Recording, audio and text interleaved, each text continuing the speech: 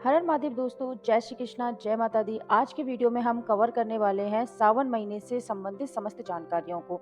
जैसे कि सावन महीना कब से शुरू हो रहा है, सावन महीने का शुभ मुहूर्त क्या है, सावन महीने में सोमवार के व्रत में क्या खाना चाहिए और क्या नहीं खाना चाहिए, सावन महीने में क्या क्या नियमों का पालन करना चाहिए। साथ में जानेंगे कि सावन के महीने में क्या क्या चीज़ें खरीदने से महादेव जी हो सकते हैं प्रसन्न। तो चलिए शुरू करते हैं।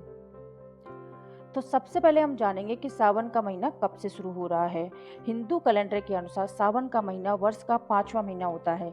इस बार सावन के महीने की शुरुआत हो रही है 22 जुलाई से और सावन के महीने का समापन होगा 19 अगस्त को। यानी कि इस बार बहुत ही दुर्लभ संयोग बन रहा है।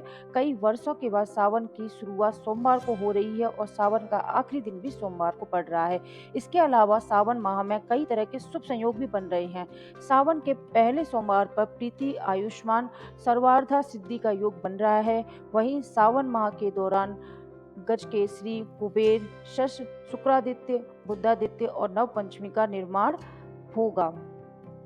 इन योगों के निर्माण होने की वजह से ही इस बार का सावन का महीना बहुत ही ज्यादा खास हो जाता है। तो चलिए अब जानते हैं कि सावन के सोमवार की तिथि क्या क्या है। तो पहला सोमवार पड़ रहा है 22 जुलाई को, दूसरा सोमवार है 29 जुलाई को, तीसरा सोमवार है 5 अगस्त को, चौथा सोमवार है 12 अगस्त को और पांचवा और आखिरी सोमवार है 19 अगस्त को। यानी कि इस बार सोमवार से ही सावन शुरू हो रहा है और सोमवार पर ही खत्म हो रहा है। सावन का महीना 22 जुलाई 2024 से शुरू हो रहा है। भगवान शिव को समर्पित इस महीने में शिव भक्त व्रत रखते हैं और शिव की पूजा करते हैं। इस साल सावन का महीना सोमवार से शुरू हो रहा है, इसलिए सावन महीने का महत्व और भी ज़्यादा बढ़ जाता है। ऐसे में आज हम आपको बताएंगे कि शुरू करने से पहले आपको अपने घर में क्या क्या बदलाव करने चाहिए। ये बदलाव आपके जीवन में सकारात्मकता लेके आ सकते हैं। यदि आप ये बदलाव नहीं करते हैं तो आप शिव की कृपा से वंचित हो सकते हैं। तो चलिए आगे और भी जानकारियां दे ले। देवों के देव महादेव शिव एकमात्र ऐसे देवता हैं जो मात्र जल चढ़ाने से ही प्रसन्न हो जाते हैं और भक्तों की सभी मनोकामनाएं पूरी करते हैं। मान्यता है कि शिव और पार्वती सावन के महीने में पृथ्वी पर आते हैं और अपने भक्तों को आशीर्वाद देके जाते हैं। अब हम जानेंगे कि सावन के सोमवार के व्रत में क्या क्या चीजें नहीं खानी चाहिए। सावन के महीने में तामसिक भोजन खाना खाने से बचना चाहिए। सोमवार के दिन भूलकर भी तामसिक भोजन नहीं करना चाहिए। हरी सब्जियों का सेवन नहीं करना चाहिए। व्रत में बैगन और परवल भी अच्छा नहीं माना जाता है। व्रत में ज़्यादा मसालेदार और बेसन से बनी हुई चीज़ों का सेवन नहीं करना चाहिए और साथ में साधारण नमक का सेवन भी नहीं करना चाहिए। सावन का महीना बहुत ही ज़्यादा पवित्र माना जाता है, इसलिए सावन के महीने में प्याज, लहसुन और मांस का सेवन करने से बचना चाहिए, क्योंकि इन चीज़ों का सेवन करने से मन पूजा पाठ में नहीं लगता है, इसलिए इन चीज़ों का सेवन करने से बचना चाहिए। इसके अलावा सावन के महीने में कभी भी बैगन का सेवन नहीं करना चाहिए। आइए जानते हैं कि क्यों ये चीज़ें नहीं खाई जाती हैं। इनका जो हमारा धार्मिक और वैज्ञानिक मत दोनों ही जानेंगे। सावन के महीने में दही खाना भी वर्जित माना गया है। शास्त्रों में सावन के महीने में दही का सेवन करने की मनाही बताई गई है, क्योंकि सावन के महीने में मौसम में पहले से ही नमी और ठंडक रहती है। वहीं दही की तासीर भी ठंडी बताई गई है। ऐसे में दही का सेवन करने से आपको सर्दी जुकाम की समस्या हो सकती है। सावन के महीने में हरी पत्तेदार सब्जियों का सेवन करना वर्जित माना गया है। इसके पीछे भी एक रीज़न है। सावन मास में क्योंकि हम सभी भोलेनाथ जी का व्रत करते हैं, हरी पत्तेदार सब्जियों में कीड़े ना हो ये संभव नहीं है। वहीं जहाँ ये उगाई जाती है उनके आसपास घास का उग जाना भी बहुत स्वाभाविक सी बात है, जो कि हानिकारक होती हैं। ऐसे में हमारे खाने में इनका आना स्वास्थ्य के लिए ठीक नहीं रहता है, इसलिए हरी सब्जियां इस महीने में खाना मना किया गया है। सावन के महीने में दूध का सेवन करना भी नुकसानदायक माना जाता है। इसके पीछे भी धार्मिक और वैज्ञानिक दोनों ही कारण हैं। सावन में ऐसा माना जाता है कि गाय और भैंस जो हरा चारा खाती हैं, उनके साथ वे काफ़ी मात्रा में कीट पतंगों को खा लेती हैं। इसलिए दूध में बैक्टीरिया ना हो ऐसा संभव नहीं है। इसलिए सावन में दूध का सेवन करना बेहतर नहीं माना जाता है।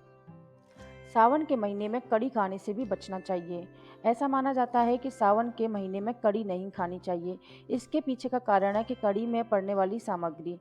असल में कड़ी में जो दही होता है, वह सावन के दौरान शिव जी को चढ़ाया जाता है, इसलिए कड़ी सावन में नहीं खानी चाहिए। हालांकि इसका वैज्ञानिक आधार भी मौजूद है। विज्ञान कहता है कि सावन में मौसम बदलता है और सावन में बरसात होती है और मौसम ठंडा हो जाता है।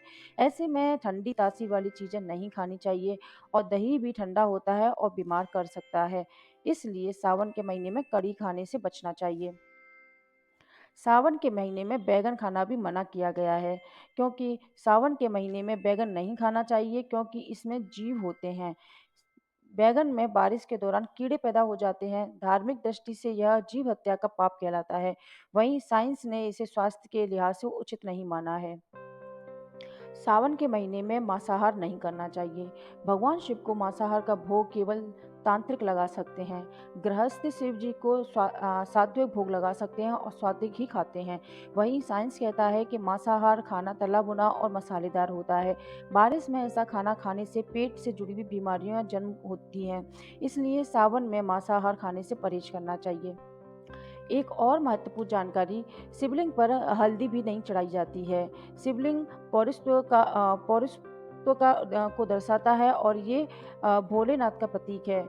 हल्दी एक स्त्रीत्व वस्तु है, इसलिए इसका उपयोग शिवलिंग पर नहीं करना चाहिए। जलाधारी एक स्त्रीत्व है जो कि माँ पार्वती का प्रतीक है, इसलिए हल्दी का प्रयोग जलाधारी पर कर सकते हैं। सावन के महीने में दाढ़ी और बाल नहीं कटवाए जाते हैं। अब हम जानते हैं कि सावन के सोमवार के व्रत में क्या क्या चीज़ें खानी चाहिए। तो सावन के व्रत में व्रत करने वाले भक्तों को पूरे दिन फलाहार करना चाहिए। मौसमी फल जैसे केला, सेब, आम खा सकते हैं। व्रत खोलने के लिए लौकी या कद्दू की सब्जी भी खा सकते हैं। व्रत खोलने के लिए साबूदाने की खिचड़ी या साबूदाने की खीर भी खा सकते हैं। व्रत के अंदर सिर्फ सेंधा नमक ही इस्तेमाल करें। उबले हुए आलू या आलू की टिक्की या हलवा भी फलाहार में ले सकते हैं। सावन के महीने में सुबह उठकर करें स्नान। सावन का महीना भोलेनाथ जी और माता पार्वती के लिए सर्वोत्तम माना जाता है, इसलिए सावन के महीने में बहुत जल्दी उठकर स्नान कर लेना चाहिए और साफ सुथरे कपड़े पहनने चाहिए। सावन भोलेनाथ जी को जल और बेलपत्र चढ़ाएं तो और भी ज़्यादा उत्तम रहेगा। अब हम जानेंगे कि सावन के महीने में क्या क्या चीज़ें घर में खरीदना शुभ माना जाता है। देवों के देव महादेव के प्रिय माह सावन में रुद्राक्ष को लेके आना चाहिए। इससे जीवन में तरक्की के योग बनते हैं और यह भी माना जाता है कि सावन में रुद्राक्ष धारण करने से मन शांत भी रहता है। सावन के महीने में आप पारस शिवलिंग को घर पर लेके आ सकते हैं। इससे भोलेनाथ प्रसन्न होते हैं और हर मनोकामना पूरी होती है। सावन के माह में आप तावे का त्रिशूल भी खरीद सकते हैं और ऐसा माना जाता है कि महादेव का त्रिशूल हमारी रक्षा करता है, साथ में ये कई बुरी शक्तियों के प्रभाव से भी आपको बचाता है। और माना जाता है कि सावन में चांदी का कड़ा खरीदना भी शुभ माना जाता है। इसे धारण करने पर आर्थिक स्थिति अच्छी होती है और महादेव जी की कृपा बनी रहती है। सावन के पहले सोमवार को आप डमरू भी खरीद सकते हैं और ऐसा माना जाता है कि इसे बजाने से भोलेनाथ जी प्रसन्न होते हैं। किसी भी भगवान की मूर्ति खंडित है तो वह घर पर रखना अच्छा नहीं माना गया है। इसलिए सावन शुरू होने से पहले आपको खंडित मूर्तियों को किसी नदी में प्रवाहित कर देना चाहिए। अगर आपके आसपास कोई मूर्ति ना हो तो किसी मंदिर में या फिर पीपल के पेड़ के नीचे रख के आ सकते हैं। अब हम जानेंगे कि सावन के महीने में क्या क्या नियम आपको बनाने चाहिए और क्या क्या चीज़ें भगवान शिव के ऊपर अर्पित करनी चाहिए। तो सबसे पहले भगवान शिव का जो सबसे प्रिय फल है वो है धतूरा। तो धतूरा और भांग भगवान शिव को अर्पित कर सकते हैं। मिट्टी के शिवलिंग बनाकर नियमित उनकी पूजा कर सकते हैं और सावन के महीने में दूध का दान कर सकते हैं। दूध से भगवान शिव का अभिषेक कर सकते हैं। शाम के समय पर भगवान शिव की आरती और पूजा करें। इस महीने में अगर घर के दरवाजे पर बैल आ जाता है या सांड आ जाता है तो उसे खाने को कुछ ना कुछ जरूर दें, क्योंकि वो नंदी का प्रतीक माना जाता है।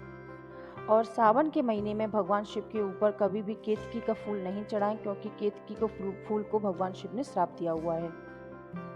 तो आज के वीडियो में हमने सारी चीज़ें कवर कर ली हैं जो आपको मैंने वीडियो की शुरुआत में बताई थी, और वीडियो को यहीं पर हम ख़त्म करेंगे।